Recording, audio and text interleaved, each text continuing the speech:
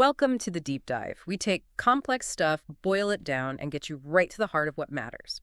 Today, we're looking at something, well, frankly, a bit alarming. It's a news report about a huge cyber fraud bust.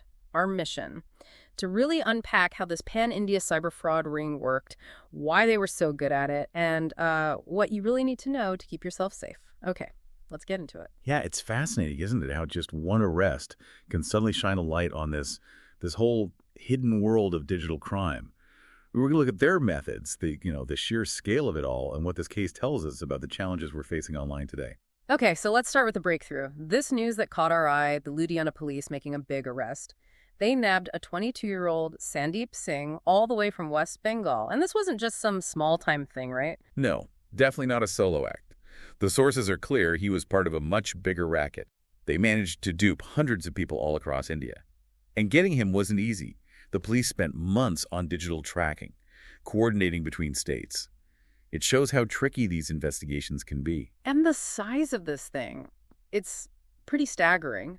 Police found over 100 FIRs, those are the official complaints, all linked back to Singh's phone number and IP addresses. And not just in one place. We're talking Punjab, Delhi, Maharashtra, Uttar Pradesh. It was widespread. Right. And if you look at the bigger picture, it really underlines how these gangs can operate across huge distances, even if they're coordinated from, maybe one central spot or syndicate. Singh reportedly stole lakhs of rupees.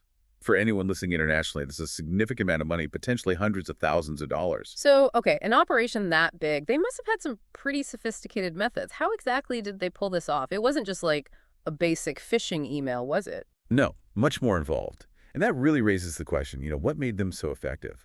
It seems they systematically impersonated customer service people, like from big trusted names, Paytm, PhonePe, Amazon. Right, the ones you'd usually trust. And here's where it gets really clever, or maybe scary.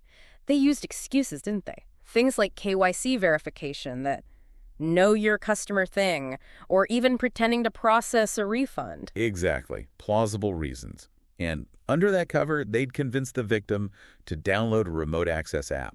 Things like AnyDesk or Quick Support, apps that are legitimate tools, but dangerous in the wrong hands. Okay, so once those apps are on the phone. Then they've got direct control. They can see the screen, operate the phone, access financial apps, everything. That lets them make unauthorized transactions, basically steal money right from the victim's accounts. It's a classic scam pattern, really. Build trust, create some kind of urgency, and then exploit that to get access. So who are they mainly going after? The sources seem pretty specific about this. Yeah, they are. The reports state the victims were primarily senior citizens, and it explicitly mentions they were often unfamiliar with the workings of digital platforms. This group, sadly, often just doesn't have that built-in understanding of how apps work or what the red flags look like, makes them very vulnerable. Right, so it's not just about the how, but the who, understanding who's most at risk and, well, why they're being targeted. Precisely. It highlights a real digital divide issue. Now, the police didn't just arrest Singh. When they caught him, they found a lot of stuff, didn't they? Oh, yeah. A whole trove of evidence. Multiple phones, loads of SIM cards, ATM cards, even bank passbooks. It just screams professional operation, doesn't it? Tells a story. Definitely paints a picture of something organized. And that backs up the authorities' belief that Singh wasn't acting alone. They think he's part of a larger syndicate based in West Bengal, probably running things from a rented apartment back home. And this arrest, it's part of something bigger too, isn't it? A larger police effort. Absolutely. The sources mention this as part of a broader initiative by Punjab police to crack down on interstate cyber fraud operations. Yeah. We've definitely seen a big jump in these kinds of crimes, especially since COVID pushed everything more online. It really underscores the challenge for law enforcement trying to keep up with these tech-savvy criminals who know how to exploit digital loopholes. So let's talk about protection. The Ludhiana Police Commissioner didn't just announce the bust, they also gave some pretty crucial advice for all of us, right? Yes, very clear message. Focused on public awareness. They hammered home the basics. Don't share your OTPs, those one-time passwords, ever. Don't give out bank details over the phone or to unverified sources. And critically, don't install unknown apps just because someone tells you to, no matter who they claim to be. These sound simple, but like we saw, the scammers are good at creating pressure. Still, these are absolutely vital rules for staying safe online. Incredibly powerful, yes. And the police investigation is ongoing, trying to track down Singh's accomplices and figure out the full extent of the financial damage.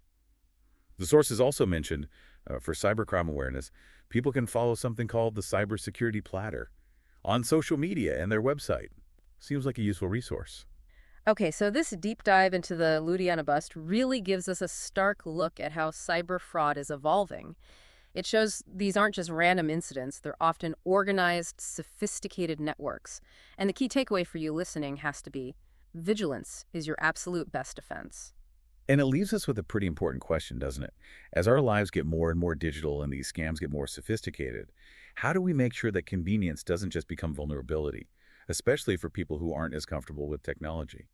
And what's the role of the platforms themselves and the government in making the digital world safer for everyone?